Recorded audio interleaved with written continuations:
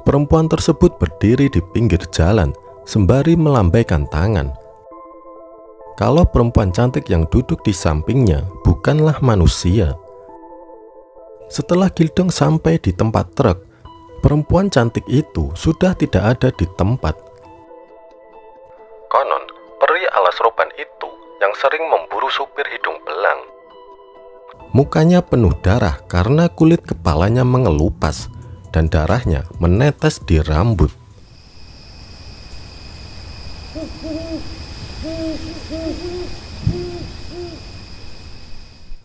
Selamat datang di Buzz Story, cerita waktu malam.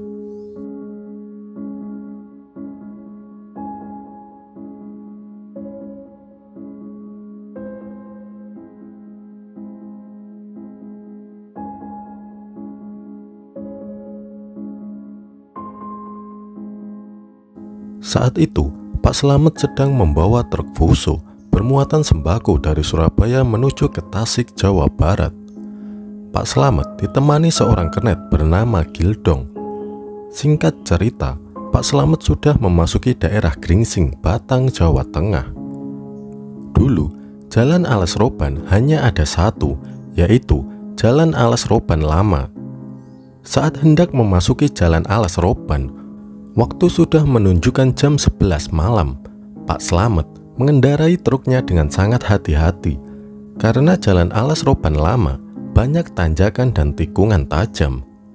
Saat truk sampai di tengah perjalanan Alas Roban, Pak Slamet melihat seorang perempuan menggunakan baju kebaya serta kain jarik dan tidak memakai sendal. Perempuan tersebut berdiri di pinggir jalan sembari melambaikan tangan, namun wajahnya tertunduk dan tertutup rambutnya yang panjang. Pak Slamet terus mengamati perempuan tersebut. Di saat itu, bau di sekitar truk menjadi sangat wangi. Pak Slamet menghentikan truknya. Kemudian Gildong bertanya, "Kok berhenti, Kang? Ada apa?" Pak Slamet menjawab, "Perempuan itu melambaikan tangan, mungkin butuh tumpangan. Coba kamu turun dan persilahkan dia naik." Kemudian Gildong turun dan mempersilahkan menumpang. Sebelum perempuan itu masuk, Gildong sempat bertanya, "Mbak, mau kemana? Kalau mau numpang, silahkan." Tanya Gildong sambil mempersilahkan kepada perempuan tersebut untuk naik ke dalam truk. Namun, perempuan tersebut tidak menjawab dan hanya berjalan sembari menundukkan kepalanya melewati Gildong. Gildong merasa ada yang aneh, karena biasanya orang kalau mau menumpang akan ada basa-basinya.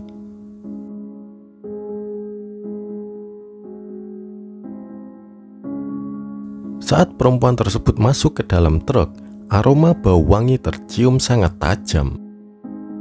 Perempuan tersebut duduk di tengah, di antara Pak Slamet dan Gildong.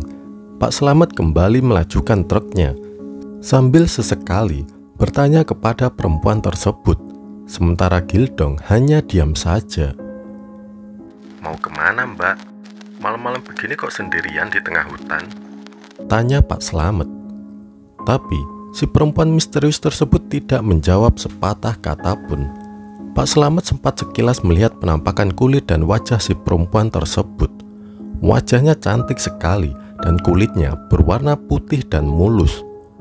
Untungnya, Pak Slamet ini tipe laki-laki yang sopan dan tidak berani menggoda pada perempuan yang belum dikenalnya. Saat di perjalanan, Pak Slamet merasa ada yang aneh. Setiap kali ada truk lain yang mendahuluinya, hampir dipastikan truk yang menyalipnya membunyikan klakson, serta kenek dan supir truk lain tersebut memperhatikan perempuan yang duduk di antara Pak Slamet dan Gildong. Sesekali Pak Slamet melirik ke arah perempuan cantik yang duduk di sampingnya. Perempuan tersebut masih ada dan hanya terdiam saja. Kembali, Pak Slamet merasakan hal aneh lain. Saat Pak Slamet mau bertanya kepada Gildong, ternyata Gildong sudah tertidur lelap. Dan saat pandangan Pak Slamet kembali ke arah jalan, yang terlihat hanyalah kabut putih. Pak Slamet masih belum menyadari kalau perempuan cantik yang duduk di sampingnya bukanlah manusia. Pak Slamet berusaha menyapu kaca truknya dengan kain lap, dengan harapan pandangannya bisa terlihat jelas. Namun ternyata kabut bukan menempel di kaca truknya, melainkan memang di sekitar truk terdapat kabut yang sangat tebal. Kembali, Pak Slamet melirik perempuan cantik di sampingnya. Perempuan tersebut masih duduk, namun perasaan Pak Slamet mulai ada yang aneh. Tengkuk Pak Slamet mulai terasa merinding. Saat pandangannya kembali ke depan, kabut sudah hilang. Namun, jalan yang terlihat Pak Slamet jadi berbeda. Bukan jalan aspal alas roban yang mulus, melainkan jalan tanah layaknya jalan zaman dahulu. Di kanan kiri jalan juga aneh, bukan rumah dan toko modern atau hutan jati layaknya daerah alas roban, melainkan rumah-rumah zaman dulu yang terbuat dari bilik bambu. Dan orang-orang yang lewat di kanan kiri jalan juga berpakaian seperti orang zaman dulu. Pak Slamet keheranan sendiri sambil berkata dalam hati, "Kok daerah jalan alas roban kondisinya jadi aneh begini?"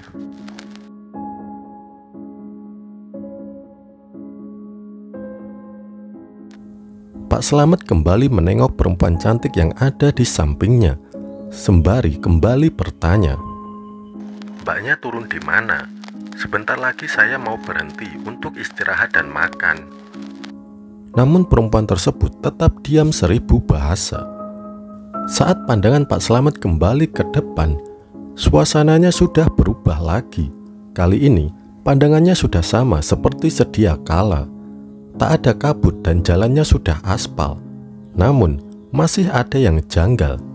Di kiri dan kanan jalan terlihat banyak truk yang moncongnya rusak karena kecelakaan, dan masih terlihat supir yang kesakitan sembari darahnya masih terlihat menetes. Kembali Pak Slamet melirik perempuan cantik yang ada di sampingnya. Dia masih terdiam, sementara Gildong masih tidur. Tak terasa Pak Slamet sudah sampai di sebuah rumah makan langganan yang masih berada di wilayah jalan alas roban. Pak Slamet membangunkan Gildong, dan juga Pak Slamet memberitahu perempuan cantik tersebut kalau mereka berdua akan berhenti sebentar untuk makan dan istirahat. Mereka berdua turun dan masuk ke dalam rumah makan. Setelah duduk di meja makan, Pak Slamet berkata kepada Gildong, "Dong, mbaknya yang tadi diajak makan sekalian." Gildong kembali berjalan ke arah truk, hendak mengajak perempuan cantik yang menumpang tadi untuk sekalian makan. Namun setelah Gildong sampai di tempat truk, perempuan cantik itu sudah tidak ada di tempat. Gildong berusaha mencari di sekitar truk dan melihat sepanjang pinggir jalan Pantora. Siapa tahu perempuan cantik tersebut berjalan kaki. Namun Gildong tetap tidak menemukan perempuan cantik itu. Gildong berjalan kembali ke dalam rumah makan, yang di situ juga banyak supir dan kernet truk lain yang sedang istirahat. Gildong memberitahu Pak Slamet kalau perempuan cantik itu sudah tidak ada di dalam truk.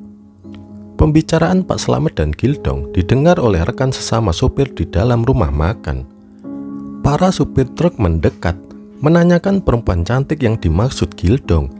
Ada salah satu supir truk yang sudah tua memberitahu mereka bahwa perempuan cantik yang numpang ke dalam truk Pak Slamet bukanlah manusia, melainkan hantu peri yang sering menampakkan diri di sekitar alas roban. Supir truk itu berkata, "Untung kamu tidak menggoda dan jahil kepada peri tersebut, karena kalau kamu jahil misalkan menggoda, bisa dipastikan truk kamu akan kecelakaan. Konon peri alas roban itu yang sering memburu supir hidung belang dan membuat kecelakaan truk yang dibawanya." Ada supir lain yang memberitahu Pak Slamet bahwa ia melihat makhluk yang duduk di dalam truk Pak Slamet itu berbentuk perempuan yang menyeramkan. Mukanya penuh darah karena kulit kepalanya mengelupas dan darahnya menetes di rambut.